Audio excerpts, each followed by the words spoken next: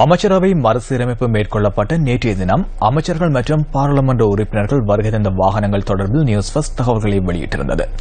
அமைச்சர்கள் மற்றும் பாராளுமன்ற உறுப்பினர்களின் கல்வி தகைமை தொடர்பில் இன்று நாம் ஆராய்கின்றோம்.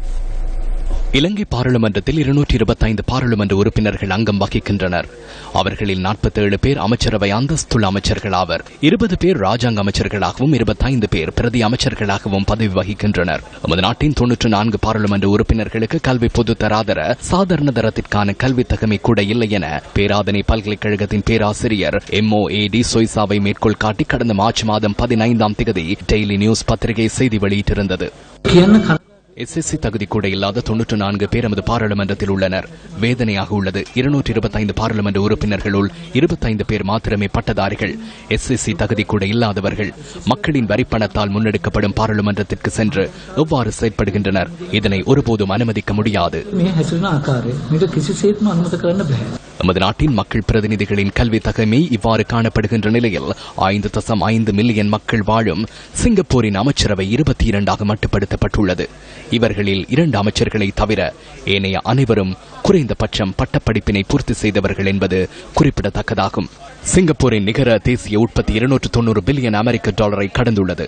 1.3 பில்லியன் பேர் வாழ்கின்ற இந்தியாவின் மத்திய அமைச்சரவையில் 26 பேர் மாத்திரமே அங்கம் வகிக்கின்றனர். அங்கு 49 ராஜாங்க அமைச்சர்களும் உள்ளனர். அமைச்சரவையில் அங்கம் வகிக்கும் அநேகமானவர்கள் சட்டம் படித்தவர்கள் என்பது விசேடமாகும். இந்தியாவின் நிகர தேசிய உற்பத்தி 2 டிரில்லியன் டாலரை தாண்டியுள்ளது. 65 மில்லியன் பேரை சனத்தொகையாக கொண்டுள்ள பிரித்தானியாவில் பிரதமர் உள்ளடங்கலாக 23 அமைச்சர்களே உள்ளனர். இவர்களில் 10 பேர் ஆக்ஸ்போர்ட் மற்றும் கேம்பிரிட்ஜ் பல்கலைக்கழகங்களில் பட்டப்படிப்பை பூர்த்தி செய்துள்ளனர். ஏனைய அனைவரும் அங்கீகரிக்கப்பட்ட பல்கலைக்கழகங்களில் பட்டம் பெற்றவர்கள் ஆவர். நிகர தேசிய உற்பத்தி 2.8 அமைச்சர்கள், ராஜாங்க அமைச்சர்கள் மற்றும் பிரதி அமைச்சர்கள் 92 பேர் நியமிக்கப்பட்டுள்ள எமது நாட்டில் 2015ஆம் ஆண்டு நிகர தேசிய உற்பத்தி 82.32 பில்லியன் டாலர்களாகும். உலகின் அநேகமான நாடுகளில் அமைச்சர்கள் மற்றும் பாராளுமன்ற உறுப்பினர்களின் கல்வி தகைமைகளை பகிரங்கமாக பெற்றுக் கொள்ளக்கூடிய வாய்ப்புள்ளது. இலங்கையின் அமைச்சர்கள் மற்றும் பாராளுமன்ற உறுப்பினர்களின் கல்வி தகமை தொடர்பிலான தகவல்களை பெற்றுத்தருமாறு பாராளுமன்ற செயலாளர் நாயகத்திடம் தகவல் அறியும் சட்டத்தின் கீழ் நாம் கோரிக்கை விடுத்துள்ளோம். 14 நாட்களுக்குள் அதற்கான பதிலை வழங்குவதாக பாராளுமன்ற தகவல் அதிகாரி எழுத்து மூல இணக்கப்பாட்டினை தெரிவித்துள்ளார்.